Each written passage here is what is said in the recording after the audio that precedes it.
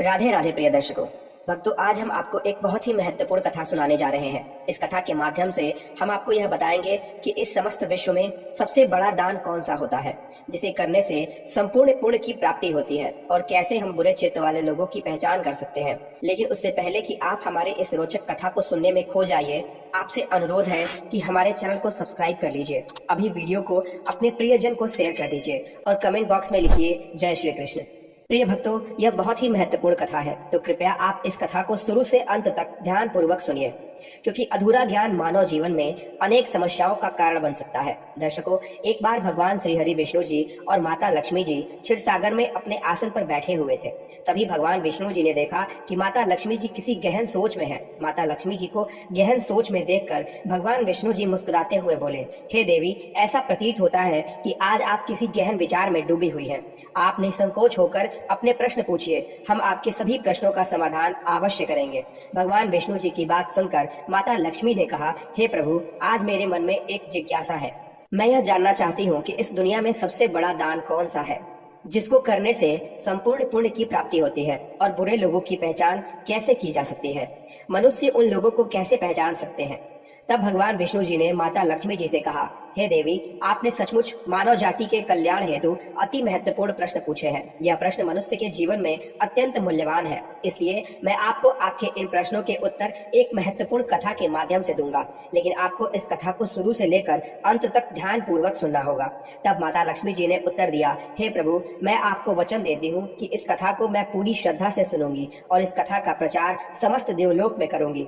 साथियों, भगवान श्री हरि विष्णु जी देवी लक्ष्मी जी से कहते हैं, हे देवी, एक समय की बात है, किसी नगर में एक राजा राज्य करता था। वह राजा बहुत ही बलशाली, वीर और अत्यंत ही बुद्धिमान था। इसके साथ ही वह धर्मपरायण और दयालु भी था। उस राजा की रानी भी संस्कारी और अत्यंत धार्मिक स्वभाव की थी। दोनों पति पत्नी भगवान भोलेनाथ के परम भक्त थे। वे दोनों प्रतिदिन शिव जी के मंदिर में जाकर उनकी पूजा अर्चना किया करते थे। यह उनका प्रतिदिन का नियम था। वह राजा अपने राज्य को धर्म पूर्वक चला रहा था। उसके राज्य में कोई भी व्यक्ति दुखी नहीं रहता था, बल्कि सारी प्रजा सुख और वैभव से संपन्न रहती थी। इसलिए पूरे नगर में हर तरफ खुशियां ही खुशियां बिखरी रहती थी। वहाँ के जानवर भी एक दूसरे को कोई हानि नहीं पहुँचाते थे। यहाँ तक कि एक ही नदी में शेर और बकरी शांति पूर्वक अपने प्यास बुझाते थे।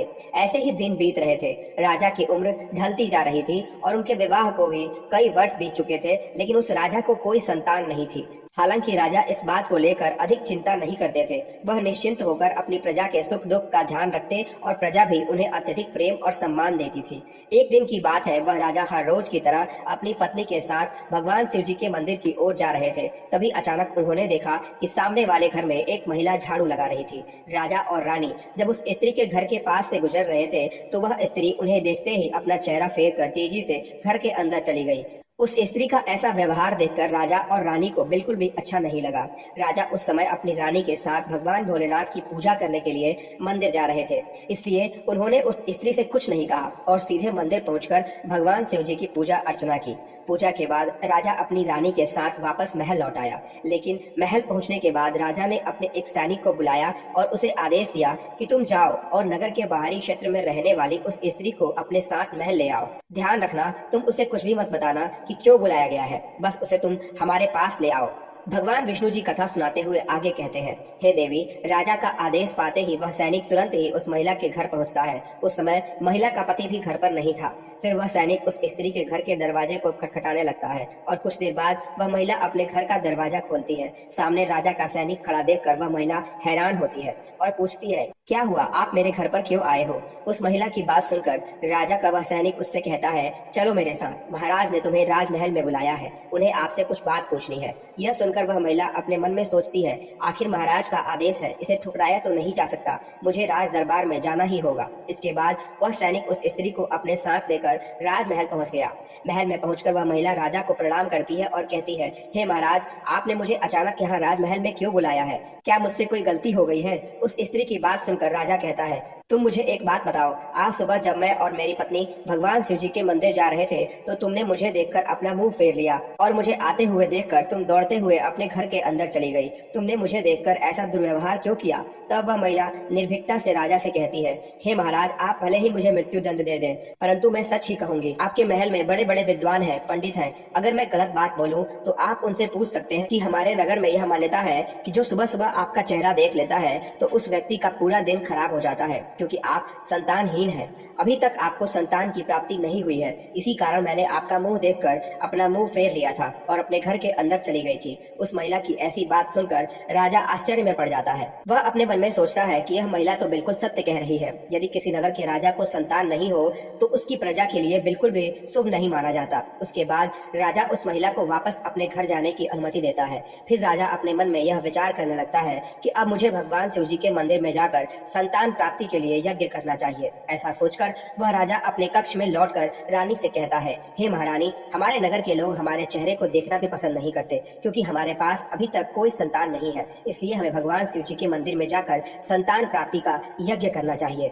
हम भगवान भोलेनाथ के मंदिर में चलते हैं और भगवान शिव से प्रार्थना करते हैं कि वे हमें पुत्र प्रदान करें। राजा की बात सुनकर रानी भी उसकी बात मान लेती है। फिर राजा और रानी दोनों भगवान शिव जी के मंदिर पहुंचते हैं और भगवान शिव जी की पूजा करके संतान प्राप्ति के लिए यज्ञ का आयोजन करते हैं। भगवान विष्णु जी कथा सुनाते हुए आगे कहते हैं, हे देवी, पुत्र प्राप्ति के लिए राजा और रानी ने यज्ञ का आयोजन किया, लेकिन यज्ञ संपन्न होने के बाद भी उन्हें संतान की प्राप्ति नहीं हो सकी। यज्ञ के निष्फल होने से राजा अत्यंत निराश हो गया। यज्ञ का आयोजन करने वाले पंडित जी भी सोच में पड़ गए। पंडित जी ने मन ही मन सोचा, अब तक जितने भी यज्ञ मैंने किए हैं उनमें से कोई भी यज्ञ आज तक विफल नहीं हुआ। इसका अर्थ यह है कि शायद इस राजा के भाग्य में ही खोट है, और ऐसा प्रतीत होता है कि ईश्वर ने इस राजा के भाग्य में संतान का योग नहीं लिखा है। इसलिए संतान प्राप्ति का यज्ञ करने के बाद भी उसे संतान की प्राप्ति नहीं हुई। राजा हर संभव प्रयास करके थक चुका था और वह गहरे निराशा में डूब रहा था। वह दिन रात संतान की कमी के बारे में सोचता और चिंता में खोया रहता था। एक दिन सिंहासन पर बैठे बैठे राजा को अचानक एक बात याद आती है कि दूसरे नगर के वन में एक महाराज जी निवास करते हैं, जिनकी ख्याति दूर दूर तक फैली है। राजा के मन में विचार आता है कि शायद उन महात्मा के पास मेरे इस कष्ट का कोई समाधान हो। अगर मैं उनके पास जाऊं तो संभवतः वे मुझे पुत्र प्राप्ति का कोई उपाय बता सके। मुझे उनके पास जाना चाहिए। अपने मन में यह निर्णय लेकर राजा तुरंत अपनी रानी के पास जाता है और उसे कहता है, हे प्रिय, दूसरे नगर के वन में एक महान तपस्वी और ज्ञानी महाराज जी रहते हैं। मुझे लगता है कि हमें उनके पास जाना चाहिए। हो सकता है कि वे हमें पुत्र प्राप्ति का कोई मार्ग सुझा दें। फिर रानी भी राजा की इस बात से सहमत हो गई। रानी ने कहा, हे स्वामी, आपकी बात बिल्कुल सही है, हमें महात्मा जी से अवश्य मिलना चाहिए। रानी की सहमति पाकर राजा और रानी दोनों ने एक रथ में बैठकर महात्मा जी के दर्शन के लिए दूसरे वन की ओर प्रस्थान किया। कुछ समय के पश्चात वे दोनों वन में पहुंच गए।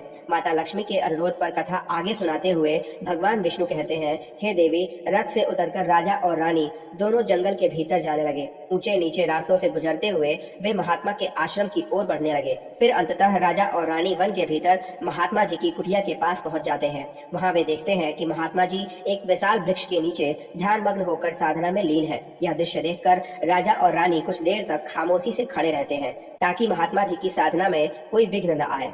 दोनों हाथ जोड़कर विनम्रता पूर्वक महात्मा जी के सामने खड़े रहते हैं। कुछ समय बाद महात्मा जी अपनी साधना से बाहर आते हैं और अपनी आंखें खोलते हैं। तब वे देखते हैं कि राजा और रानी उसके समक्ष अपने दोनों हाथों को जोड़कर खड़े हुए हैं। वे महात्मा जी उस राजा को अच्छी तरह से जानते भी थे, इसलिए वे राजा को देखते ही पहचान लेते हैं और राजा से मुस्कुराते हुए कहते हैं, हे राजन, आज आप यूं अचानक से हमारे पास किस प्रयोजन से पधारे हैं? तब राजा ने विनम्रता पूर्वक महाराज जी को प्रणाम किया और अपनी व्यथा कह सुनाई। उसने बताया कि कैसे उन्होंने पुत्र प्राप्ति के लिए यज्ञ किया, परंतु सभी व्यर्थ हो गए। यह सब सुनने के बाद महात्मा जी कुछ क्षणों के लिए मौन हो गए और अपनी आंखें बंद कर ली। वे ध्यानवत होकर राजा के जीवन की घटनाओं का आंतरिक दृष्टि से अवलोकन करने लगे। कुछ समय बाद महात्मा जी ने अपनी आंखें खोली और गंभीर स्वर में बोले, राजन, मैंने आपके जीवन का एक ऐसा सत्य देखा है जिसे सुनकर आपको कष्ट हो सकता है। आपके पिछले जन्म में किए गए एक पाप का फल इस जन्म में आपके ऊपर भारी पड़ रहा है। आपने पिछले जन्म में एक ऐसा घोर पाप किया था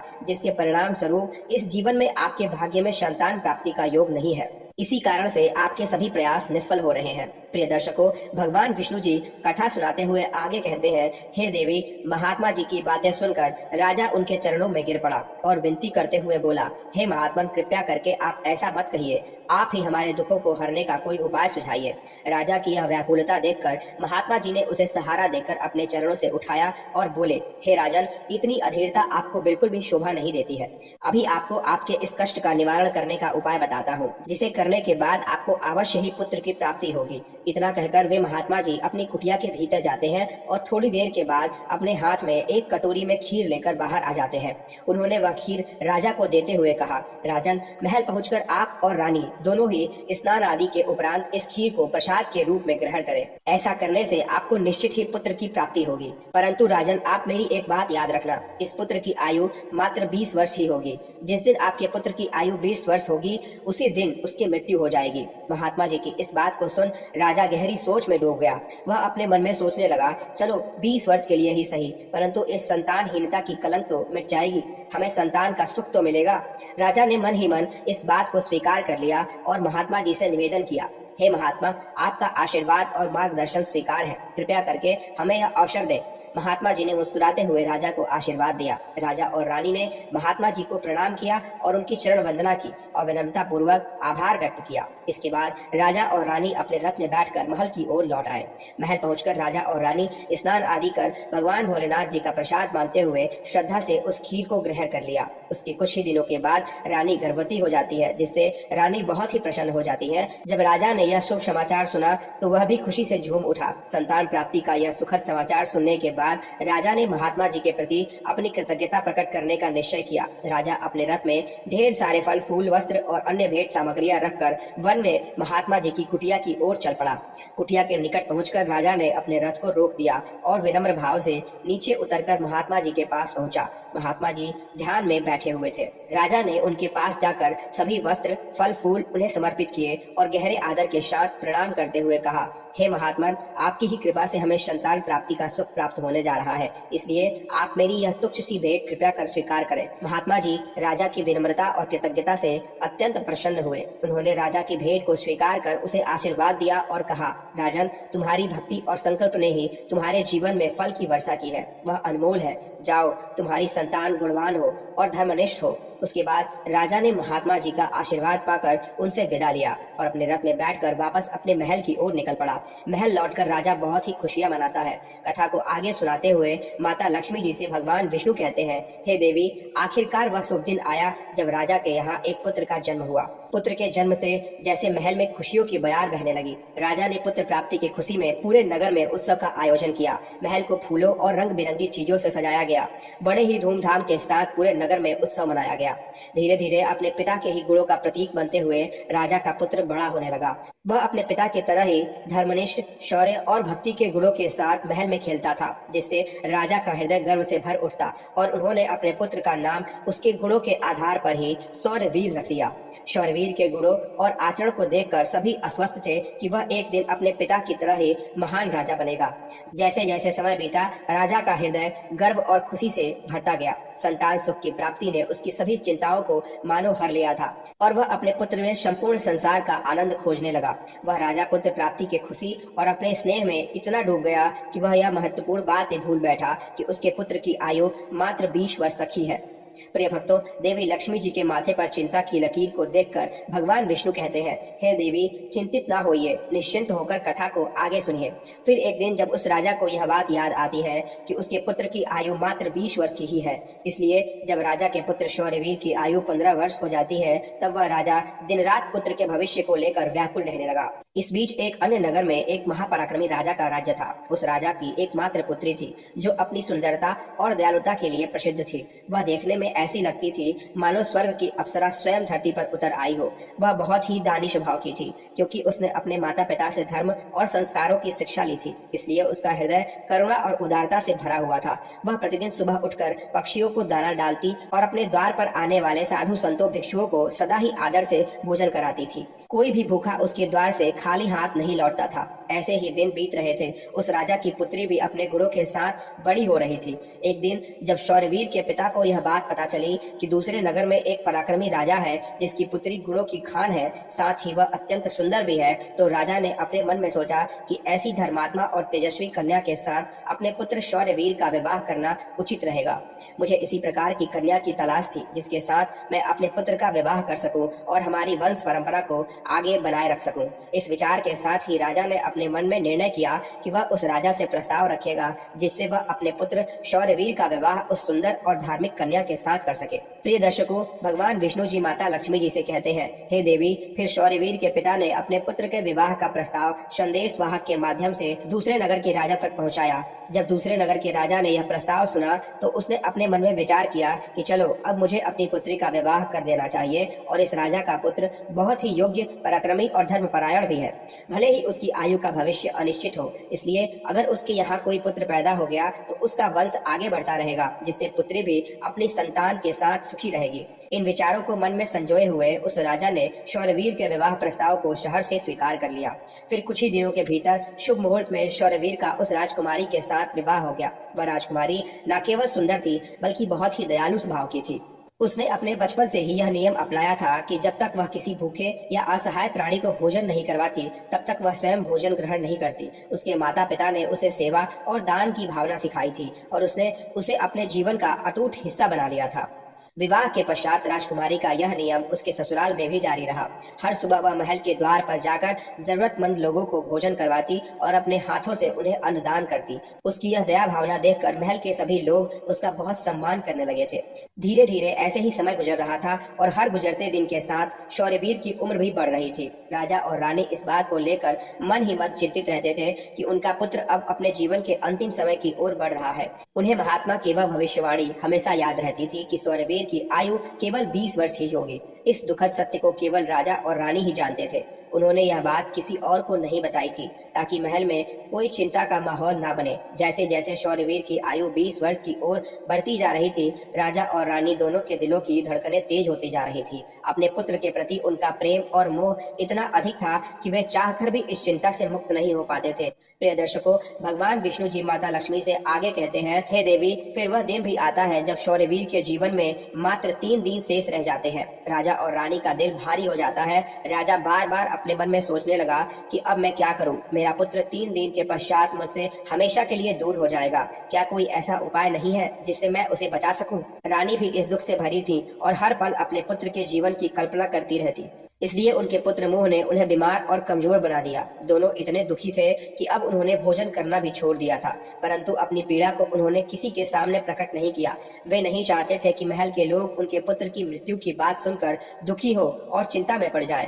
फिर वह आखिरी दिन भी आ पहुंचा जिस दिन शौर्यवीर की आयु पूरी होनी थी, अर्थात उसकी मृत्यु होनी थी। फिर उस दिन जैसे ही सुबह हुई, राजा और रानी अपनी चिंता और दुख से व्याकुल होकर भगवान भोलेनाथ के मंदिर में बैठकर उनकी पूजा अर्चना में लग गए। वे दोनों भगवान भोलेनाथ से प्रार्थना करते हुए कहने लगे, हे प्रभु, आप कृपया करके हमें पुत्र की मृत्यु होने के दुख को सहन करने की शक्ति दीजिए। हम जानते हैं कि जो भी किसी के भाग्य में लिखा होता है उसे कोई बदल नहीं सकता, वह होकर ही रहता है, परंतु हमारे लिए यह समय बहुत ही कठिन है। उधर राजकुमार शौर्यवीर की पत्नी अपने दैनिक धर्म कर्म के कामों में लगी हुई थी। हर दिन की तरह वह भूखे गरीबों और निर्धनों को भोजन करा रही थी, पक्षियों को दाना डाल रही थी और जरूरतमंदों की सहायता में लगी थी। उसे अपने पति की आयु के बारे में कुछ भी पता नहीं था, इसलिए वह निश्चिंत होकर अपने कार्यों में मग्न थी। इसी बीच यमलोक में धर्मराज जी ने देखा कि आज राजकुमार शौर्यवीर की मृत्यु का दिन है, तो उन्होंने तुरंत ही अपने 2 प्रमुख दूतों को बुलाया और उन्हें आदेश दिया, जाओ और अब से कुछ समय बाद राजकुमार शौर्यवीर के प्राण उसके शरीर से निकालकर अपने साथ यमलोक ले आओ,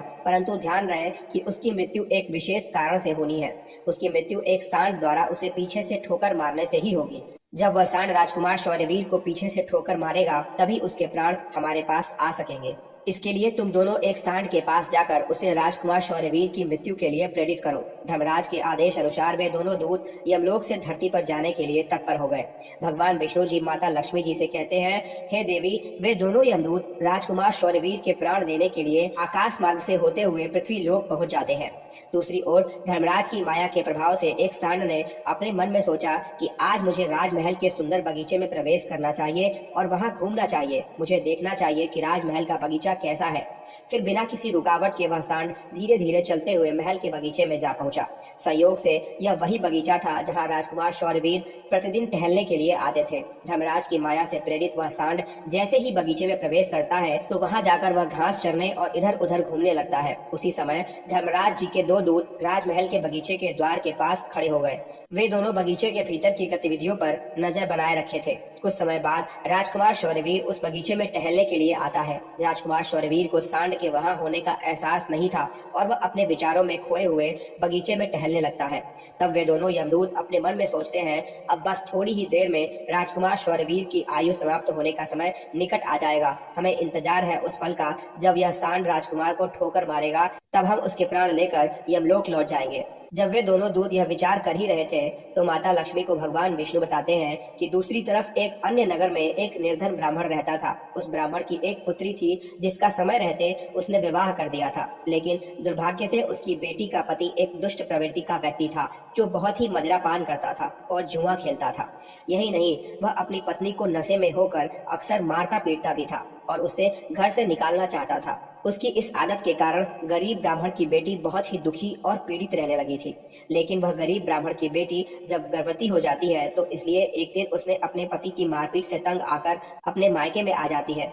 वह आंसुओं से भरी आंखों के साथ अपने पिता से कहती है, पिताजी, आज के बाद मैं अपने पति के साथ नहीं रह सकती क्योंकि वह मुझे रोज मारता पीटता है और बुरी तरह से अपमानित करता है और मैं उसके इस व्यवहार से तंग आकर उसको छोड़कर मायके चली आई हूँ। मुझे क्षमा कर दीजिए, पर अब मैं अपने मायके में ही रहना चाहती हूँ। उसका पिता अब बहुत ही वृद्ध हो चुका था और अब उसकी कमाई का कोई ठोस साधन नहीं था, जिसके कारण उसे प्रतिदिन नगर के विभिन्न घरों में जाकर भिक्षा मांगनी पड़ती थी ताकि वह किसी प्रकार अपने और अपने परिवार का पेट भर सके। जब उसकी बेटी का गर्भकाल पूरा हुआ तो उसने एक सुंदर पुत्र को जन्म दिया, लेकिन जन्म देने के बाद उसे बहुत तेज भूख लगने लगी। उसे भोजन की आवश्यकता थी, इसलिए वह अपने पिता से भोजन मांगने लगी। दुर्भाग्यवश उसके पिता सुबह से ही भिक्षा के लिए नगर गए हुए थे, परंतु रोज रोज भिक्षा मांगने के कारण उस दिन किसी ने उसे भिक्षा नहीं दी थी। भगवान विष्णु जी कथा सुनाते हुए आगे कहते हैं, हे देवी, गरीबी किसी भी मनुष्य के लिए एक सबसे बड़ा अभिशाप है और यह उसके आत्मसम्मान और अस्तित्व के लिए अत्यंत पीड़ादायक होती है। उधर उस गरीब ब्राह्मण को किसी ने भी भोजन नहीं दिया, इसलिए वह खाली हाथ ही घर वापस लौट आता है। इधर उसकी पुत्री भूख से बहुत ही व्याकुल हो रही थी। जब वृद्ध ब्राह्मण निराश होकर खाली हाथ घर लौटा और उसकी बेटी ने उसे बिना भोजन के आते देखा तो वह दुखी होकर रोते हुए अपने पिता से बोली, पिताजी, अब मुझसे भूख सहन नहीं होती। पूरे 3 दिन बीत चुके हैं और मैंने भोजन का एक भी कण नहीं खाया है। अब तो ऐसा लगता है कि भूख के कारण मेरे प्राण ही निकल जाएंगे, लेकिन अगर आपको कुछ भिक्षा में मिला हो तो मुझे खाने को दे दीजिए, नहीं तो मेरे प्राण निकल जाएंगे। तब उसका वृद्ध पिता अपनी बेटी को सांत्वना देते हुए कहता है, पुत्री, मैं कुछ ही देर में लौटूंगा। मैं अब दूसरे नगर में जाऊंगा और वहाँ के राजा के महल के द्वार पर जाकर भिक्षा मांगूंगा।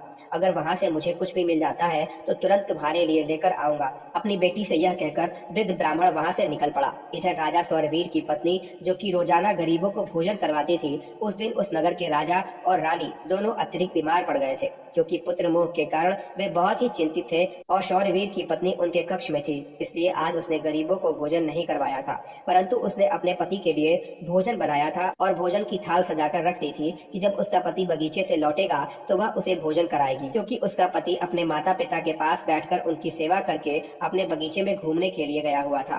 प्रिय दर्शकों, लक्ष्मी जी को भगवान विष्णु कथा आगे सुनाते हुए कहते हैं, हे देवी, इधर वह वृद्ध ब्राह्मण राजमहल के द्वार पर पहुंच जाता है। जब राजकुमार की पत्नी ने उसे देखा तो उसके मन में उस वृद्ध ब्राह्मण के प्रति दया उमड़ पड़ी। उसके बाद वह वृद्ध ब्राह्मण उस राजकुमार की पत्नी की तरफ देखकर विनम्रता से उससे कहता है, हे पुत्री, यदि मुझे इसमें से कुछ भोजन मिल जाए तो तुम्हारा बड़ा ही उपकार होगा। राजकुमार की पत्नी को उस ब्राह्मण की बात सुनकर उस पर बहुत दया आई। उसने सोचा कि यह तो कोई गरीब ब्राह्मण है जो भूखा है और मुझसे कुछ भोजन मांग रहा है। यह सोचकर राजकुमारी की पत्नी उसे भोजन देने के लिए तैयार हो गई, लेकिन अचानक वह अपने मन में सोचने लगी कि यह भोजन तो मैंने अपने पति के लिए बनाया है, अगर मैं इसे यह भोजन दे दूंगी तो मेरे पति क्या खाएंगे। लेकिन अगले ही पल उसने सोचा कि मेरे पति तो अभी बगीचे में घूमने के लिए गए हुए हैं, तब तक मैं यह भोजन इस गरीब ब्राह्मण को दे देती हूँ और जब मेरे पति वापस आएंगे तो मैं उनके लिए नया भोजन बना दूंगी। यह भूखे ब्राह्मण की सहायता करना अधिक आवश्यक है। अपने मन में यह सोचकर राजकुमार की पत्नी ने अपने पति के लिए बनाया हुआ भोजन उस भूखे ब्राह्मण को दे दिया। उसके बाद वह ब्राह्मण भोजन की थाली लेकर जल्दी जल्दी अपने नगर की ओर रवाना हो गया और वह भोजन लेकर अपने घर आ गया। उसकी पुत्री 3 दिनों से भूखी थी। उसने 3 दिनों से कुछ भी नहीं खाया था और उसके चेहरे पर भूख की पीड़ा साफ झलक रही थी। उधर राजकुमार शौर्यवीर जो बगीचे में टहलने गया था, अपने कक्ष की ओर वापस लौट रहा था। बगीचे के बाहर खड़े यमदूत राजकुमार के प्राण लेने के लिए तैयार थे और एक सांड भी धर्मराज की माया से प्रेरित होकर वहीं घूम रहा था। वे दोनों यमदूत मन में सोच रहे थे कि बस अब कुछ ही पल बाकी है और जैसे ही सांड राजकुमार को पीछे से ठोकर मारेगा, हम राजकुमार के प्राण हर लेंगे और यमलोक लौट जाएंगे। भगवान विष्णु जी माता लक्ष्मी जी से कहते हैं, हे देवी, इधर वह वृद्ध ब्राह्मण अपने घर पहुंचा और उसने तुरंत अपनी भूखी बेटी को वह भोजन दे दिया। तब उसकी बेटी उससे कहने लगी, पिताजी, यह भोजन आप कहाँ से लाए हैं? तब वृद्ध ब्राह्मण ने उत्तर देते हुए कहा, पुत्री, यह भोजन मुझे दूसरे नगर की महारानी ने दिया है। उस नगर के राजा की पुत्र वधू बहुत ही दयालु और उदार हृदय की है। उसने मुझ पर दया करके मुझे यह स्वादिष्ट भोजन दिया है। उस भोजन को देखकर उस वृद्ध ब्राह्मण की बेटी की आत्मा से आशीर्वाद निकलने लगा। वह भगवान से प्रार्थना करने लगी कि हे भगवान, जिसने भी मेरे पिता को यह भोजन दिया है उसका सुहाग अमर रहे और वह सदा सौभाग्यवती बनी रहे। जैसे ही उसने भोजन का निवाला अपने मुंह में डाला, उसकी आत्मा की तृप्ति हो गई और उसकी आत्मा से सच्चे मन से आशीर्वाद निकलने लगे कि महारानी का पति दीर्घायु और स्वस्थ रहे। इधर राजकुमार शौर्यवीर अपने महल की ओर बढ़ रहा था और बगीचे के बाहर खड़े यमदूत उसकी मृत्यु का बेसब्री से इंतजार कर रहे थे। परंतु जैसे ही राजकुमार बगीचे में उस सांड के सामने पहुंचा तो सांड ने तुरंत उसे पीछे से ठोकर मारने के लिए अपनी ताकत जुटाई। वह अपनी सींग से उसे मारने ही वाला था कि तभी अचानक से 2 देवदूत वहां प्रकट हो जाते हैं और अपनी दिव्य शक्ति से उस सांड को बेहोश कर देते हैं। वह सांड हिल भी नहीं पा रहा था, उसमें आगे बढ़ने की बिल्कुल भी शक्ति नहीं बची थी। इस पर वह सांड अपने मन में सोचने लगा कि यह मुझे क्या हो गया? अभी तो मैं इस राजकुमार को पीछे से ठोकर मारने आया था और अब मैं खुद ही चलने में असमर्थ हूँ। उसकी समझ में नहीं आ रहा था कि यह सब कैसे और क्यों हो रहा है। साथियों, भगवान विष्णु जी माता लक्ष्मी जी से कहते हैं, हे देवी, यह सब उस ब्राह्मण की भूखी बेटी के आशीर्वाद का प्रभाव था जो उसने भोजन करते समय दिया था। उस आशीर्वाद की शक्ति के कारण ही वे देवदूत वहां आकर खड़े हो गए थे। इसके बाद वे देवदूत यमराज के उन दूतों से कहते हैं, हे यमदूत, तुम इस राजकुमार के प्राण नहीं ले जा सकते। जिस प्रकार श्राप असर दिखा सकता है, उसी प्रकार आशीर्वाद भी फलित हो सकता है। अब राजकुमार और सांड के बीच वे 2 देवदूत आशीर्वाद रूपी दीवार बनकर खड़े थे और राजकुमारी का दान मृत्यु के समय को आगे नहीं बढ़ने दे रहा था। फिर वे यमदूत उन देवदूतों से कहते हैं, हे देवदूतों, तुम सभी यहाँ से लौट जाओ और हमें हमारा काम करने दो, क्योंकि हमारा उद्देश्य है इस राजकुमार के प्राण लेकर यमलोक लौट जाना। तब देवदूतों ने दृढ़ता से उत्तर दिया, नहीं यमदूतों, ऐसा कभी नहीं हो सकता। हमारे रहते यह असंभव है, क्योंकि हमें स्वयं भगवान शिव जी ने यहाँ भेजा है। दोनों पक्षों के बीच बहस चढ़ गई और फिर यह बहस धीरे धीरे एक युद्ध में बदल गई।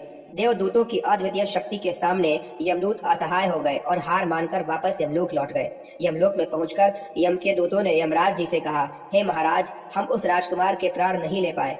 तब यमराज जी अपने दूतों से कहते हैं कि यह कैसे विडंबना है, तुम लोग खाली हाथ क्यों वापस लौट आए? यमराज जी की बात सुनकर यमदूत यमराज जी से कहते हैं, हे महाराज, हम उस राजकुमार के प्राणों को लेने के लिए गए थे, लेकिन अचानक से पता नहीं 2 देवदूत हमारे सामने आकर खड़े हो गए और उन दोनों के सामने हमारी कोई भी शक्ति काम नहीं कर पाई। यमराज यह सुनकर सोच में पड़ गए और बोले, ऐसी कौन सी बड़ी शक्ति है जो उस राजकुमार की मृत्यु के मार्ग में बाधा बन रही है? फिर वे यमदूत यमराज जी से कहते हैं, हे महाराज, उसके दान की शक्ति और आशीर्वाद की शक्ति, जिसने देवदूतों को और भी शक्तिशाली बना दिया है। तब यमराज जी अपने दूतों से कहते हैं, लगता है यह कार्य तुमसे नहीं हो पाएगा, तुम लोग रहने दो, मुझे स्वयं पृथ्वी लोक पर जाकर उस राजकुमार के प्राण लेने होंगे। माता लक्ष्मी कथा आगे सुनती है। भगवान विष्णु जी कहते हैं, हे देवी, फिर अपने दूतों से इतना कहकर यमराज जी स्वयं पृथ्वी लोक पर पहुंच जाते हैं और उस राजा के महल के बगीचे में प्रकट हुए। वहाँ उन देवदूतों से यमराज जी कहते हैं, हे देवदूतों, क्या तुम लोग नहीं जानते कि विधि का विधान अटल है? जब किसी की आयु पूरी हो जाती है तो उसे यमलोक जाना ही होता है और इस राजकुमार की आयु भी अब पूर्ण हो चुकी है, इसलिए मैं इसके प्राण लेने आया हूँ। तब देवदूतों ने यमराज से कहा, हे प्रभु, आप हमें बताइए कि ब्रह्मा जी और विष्णु जी तक को भी श्राप का प्रभाव सहना पड़ा था। यदि श्राप का मान रखा जा सकता है तो क्या आशीर्वाद का मान नहीं रखा जा सकता? इस राजकुमार को भूखे को भोजन देने का आशीर्वाद प्राप्त है। उन देवदूतों की बात सुनकर यमराज जी उन देवदूतों से कहते हैं, आप लोग सत्य कह रहे हैं, परंतु अब मुझे क्या करना होगा? तब वे देवदूत यमराज जी से कहते हैं, हे प्रभु, आप इस राजकुमार की आयु 100 वर्ष कर दीजिए, इसके बाद ही आप इस राजकुमार के प्राण लेने के लिए पधार सकते हैं और यही भगवान शिव जी का भी आदेश है। उन देवदूतों की बात मानकर यमराज जी ने राजकुमार शौर्यवीर की आयु 100 वर्ष कर दी और वापस यमलोक लौट गए। प्रिय भक्तों, भगवान विष्णु जी कहते हैं, हे देवी, इस प्रकार एक भूखे को भोजन देने के पुण्य के कारण उस राजकुमार की मृत्यु टल गई और उसकी आयु भी बढ़ गई। इसी कारण कहा जाता है कि अन्नदान सबसे बड़ा दान है। किसी भूखे को दिया गया अन्न अश्वमेव यज्ञ के फल के बराबर होता है। भगवान विष्णु जी माता लक्ष्मी जी से पूछते हैं, हे देवी, आप तो आपके सभी प्रश्नों के उत्तर आपको मिल गए होंगे। तब माता लक्ष्मी जी भगवान श्री हरि विष्णु जी से कहती हैं, हे प्रभु, आज आपने मुझे अनंत ज्ञान प्रदान किया है और मेरे सभी प्रश्नों का समाधान भी कर दिया है। इसलिए मैं आपको विश्वास दिलाती हूँ कि इस कथा का विस्तार समस्त संसार में अवश्य करूंगी। तो मित्रों, आशा है यह कथा आपको भी जरूर पसंद आई होगी। अगर आपको यह कथा अच्छी लगी हो तो वीडियो को लाइक और चैनल को सब्सक्राइब अवश्य करें। इस वीडियो को अपने दोस्तों के साथ भी शेयर करें। कमेंट बॉक्स में लिखिए जय माता लक्ष्मी। मिलते हैं अगले वीडियो में। तब तक के लिए आप अपना ख्याल रखिए। लेकिन जाते जाते साथियों, रोज की तरह आपके लिए हौसले बुलंद रख, मंजिल करीब है। हर अंधेरी रात के बाद सवेरा नसीब है। गिरने से मत डर, संभलना तेरा काम है। सपनों को हकीकत बना, यही तेरा नाम है। धन्यवाद। आप सभी को राधे राधे।